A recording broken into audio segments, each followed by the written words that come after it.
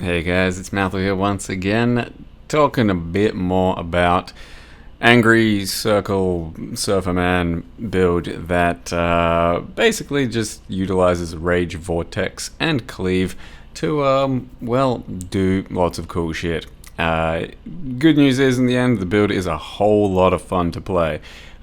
Based off of the Rage Vortex, based off of the Cleave Radius, and being a quote-unquote melee build. The bad news is it's not really going to beat the entire game because we're not particularly uber viable on this thing, and you won't really take it to like wave 30 simulacrum, stuff like that. Probably need maybe like double the damage I've got to really do that, and the system for gaining rage and charges is a little bit uncomfortable when we're talking pure end game scenarios, but as you can see, when you're mapping and doing stuff like Heist, Sanctum, all kinds of stuff, you can just hop on your surfboard, you can get a huge angry circle of Rage Vortex that at this point is completely screen wide, and you can just hoon your way out of there. So for a typical map clear like one of these, you could just absolutely very easily have your off-screen Cleave do all the work, and if you actually build into having Val Cleave as well, Val Cleave gives you like 50% more radius and a bunch more Headhunter mods, so that could be pretty fun too. If you don't really care about Rage Vortex, you could easily play a Cleave character that's just pretty fucking dominant at the moment and build heavily into that.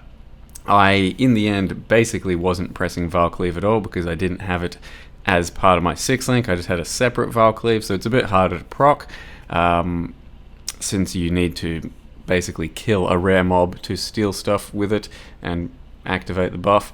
So I was very rarely pressing Val Cleave, but Val Cleave itself, if you have it in your like part of your 6-link, so you know if your actual main gem is Val Cleave, then it should go off pretty easily, and it's gonna make the character very, very Cleave heavy. So I tried to not be pure Cleave because like the Rage Vortex thing is such a huge novelty. You know, get on the surfboard and destroy the screen with your Rage Vortex.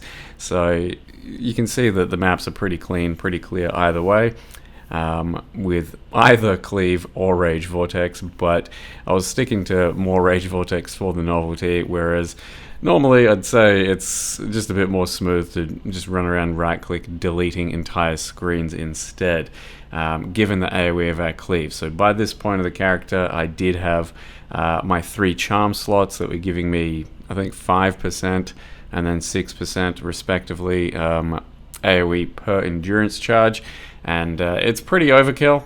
So you could definitely, you know, get away with not having to do that much area, but more area is more area, and that's why I went with it. And as you can see, it's pretty more area. Like I said, overkill. With Val Cleave buff up, my Cleave isn't actually even on the screen anymore, and you can't see the animation. But yeah, as you can see, some of the only real issues is getting your Rage up after pressing Berserk and Rage Vortex. When you press both of them, you get very big, very fast and damage heavy, but you run out of rage after like 5 to 10 seconds or something like that, and restarting your rage is just a quick weapon swap. At this stage I did have my weapon swap with Red Blade Banner and a Intimidating Cry on my left click, so all I had to do is weapon swap, basically move, and then I'd reactivate all of my rage, but you know, that can get a bit tiresome, so user beware for this type of a playstyle. It's, you know, not going to be for everyone, but it is pretty damn satisfying. Getting your Rage Vortex up and also pressing Berserk is extremely powerful in this build. You do get a fairly decent length of Berserk uptime. If you don't press Rage Vortex and you're just cleaving, then your Berserk can stay up for quite a freaking long time. And yeah, most scenarios, as you can see, you will basically be just doing full screen wide AoE and taking care of entire zones of bosses and mobs and stuff like that. This map, or this 4-way thing, had a pretty heavy damage mod, and then once I actually get hit, get sniped down quite nicely because, well, we're not that thick, and my endurance charges dropped off. So having no endurance charges means I don't even have capped res because I've built around that. So if they drop off, it's kind of rough, and they only ever drop off against big boss fights like that. If you're just like mapping and killing stuff, then they're always going to be up, since you're either getting hit or you're getting endurance charge on kill. But against bosses, there's actually no real endurance generation except for swapping into my weapon swap and then pressing Enduring Cry. So overall, and also these black boxes in Sanctum are just graphic bug from Sanctum for some reason. Overall, yep, pretty damn fun character and pretty damn fun playstyle. I think there's a lot you can do with Rage Vortex. This is just one example, but I think you can build like with Chainbreaker even. It doesn't have to be built around like Cleave and stacking like this. I'd say if you want just more of a pure Rage Vortex playstyle, you can take like some of the previous Rage Vortex builds I've done and then just turn them into like this circular Rage Vortex that goes around you. It should be pretty damn powerful, and you could probably do like energy blades, you can do poisons, you can probably have like 2, 3, 4 times the amount of damage I have, more tankiness. Rage Vortex is just looking pretty good at the moment, and I'll just talk about my character again real quick because I made a few little changes, and then ultimately I think my build, but Impale instead of Hatred and Cold, is probably going to be a little bit better. So real quick, I won't go over the whole character all over again, but I'm level 94. You can hit like 5.5k life if you really want to prioritize that, go way higher. I sat around this level with just Fortify and Endurance charges. It seemed okay, and it's made a few little changes. So I chucked a Thread of Hope here that's a medium ring, and then that means you can grab Intimidate with your axes, extra 5 rage there, you can grab another big node there, you can grab some attack speed there, and also you can take this 15 Ellie res for 1 point if you need it. I currently did not need it, so that's what we're looking like. It took some extra accuracy there just to help fill out against certain maps and stuff. My last 2 charm slots ended up being something that helped out with int because I needed a bit more int, and then area per endurance, and then a chaos res and an area per endurance there, and that one there just gives Fortify.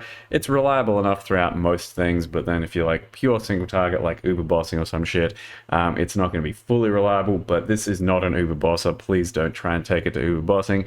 It won't be very good for that. It will do like regular bosses just fine, you know, non-ubers, but yeah, it won't be the best for that.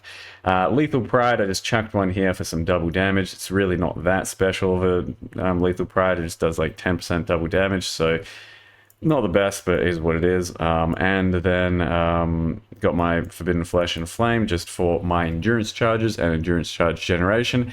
If you can't get this because it's too expensive, it probably, you know, is going to be tough to get. You can instead spec into this, which would help out most of the time, and you're going to be down 1 endurance, so it's not going to be great, but it's going to be totally doable.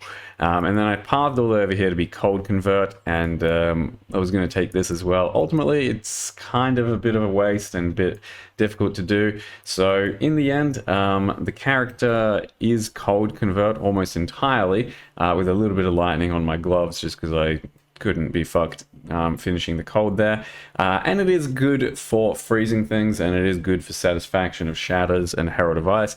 But if you want to go a much more effective character, go the Impale route, so don't bother converting anything.